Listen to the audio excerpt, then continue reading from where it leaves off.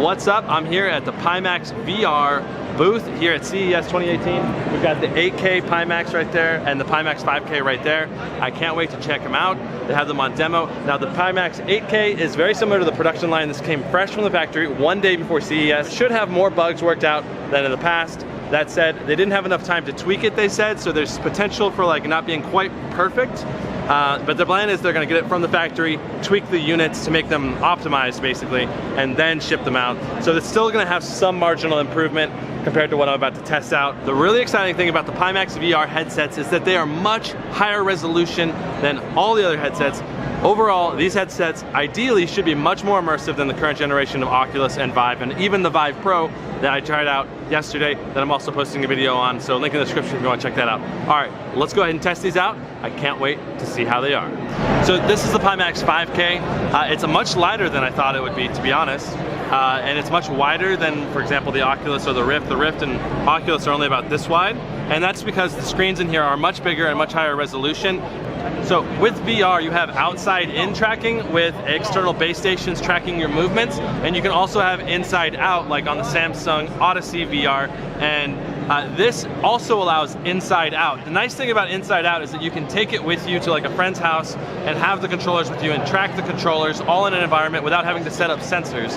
But when you're doing outside-in, you have to have like a dedicated VR space that's like all worked out ahead of time, and it's much more cumbersome if you're going to be moving it from place to place. Okay, so I'm about to do a racing game. You can see on the screen right there.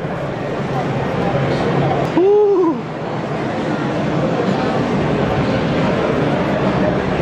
Oh my gosh.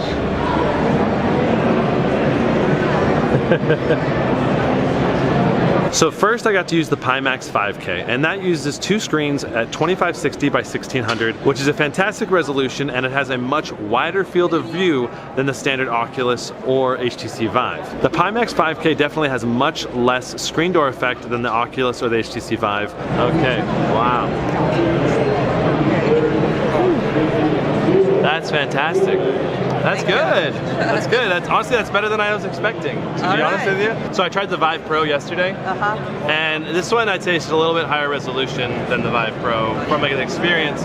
And clarity-wise, this had a much better field of view than the Vive Pro. It's very narrow. Like you feel like you're looking through like a tube, a little bit more. And this one, that's the big thing actually. And this one just feels more like you're in the environment. You have much more peripheral vision. You can see a lot more. It's great. So this is what's going to come with the Pimax 5K and 8K. And it's going to be slightly better than this. This is a prototype. And then we also have the controllers. They're going to have two versions, either two touchpads or two joystick enabled ones, depending on how you want to game. They seem quite excellent. I like the way they feel in your hand. They feel very natural. At least with my big hands, they feel perfect. So these bars going around, it's kind of interesting. So I guess in case you throw them or something, blocks it. I don't know. Pretty cool though. So now this is the 8K set. Oh man. Yeah, no, this is really clear. Does this do anything? No, it's a wave. Oh, I can hit him. Nice. Oh, yeah. So in this version, I see almost no screen door effect. Just a little bit. Hardly at all. The tracking seems to be good. Seems to be very minimal latency. I think just getting the lenses perfect on your eyes is the biggest challenge. Now when you hear 8K, you think it's gonna be like 8,000 resolution by 4,000 resolution, and it's not. It's actually two 4K displays. It actually renders at 2560 by 1440p. So the screen door effect is basically completely eliminated with the Pimax 8K, and I think it was a fantastic overall experience. That said, I think it still needs to be tweaked, and there was definitely a bit of blurring going on that could have been from sweat on the lens or the headset lens not being perfectly optimized and placed perfectly for my eyes. Sweet. So yeah, this is Pimax 8K. Looks identical to the Pimax 5K with just better screens on the inside. So that was fantastic and amazing. As far as visually using it, it felt pretty good because the headset is super light, much lighter than I thought it would be.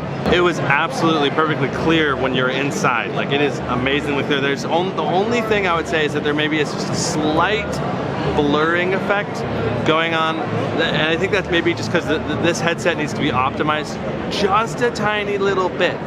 But overall, the amount of detail you get with this headset is leaps and bounds better than the Oculus and the Vive.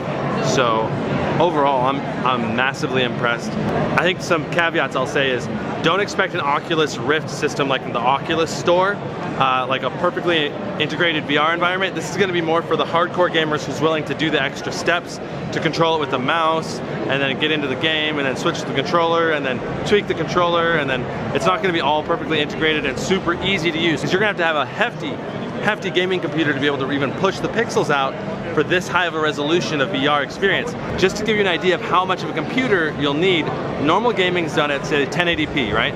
60 frames per second, 1080p. The moment you go into VR at 1080p, you're tripling the resolution, because you're not doing 60 frames per second now, you're doing 90 frames per second, and you're not doing one screen, you're doing two screens. So 3 times the number of pixels.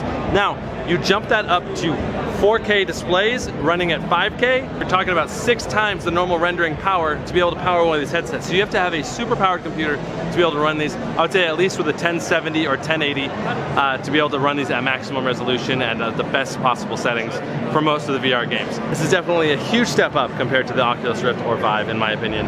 For people that are super hardcore and they don't mind playing a premium and they don't mind going through the extra steps to get it customized and working on their PC setups. Freaking fantastic. Thumbs up from me.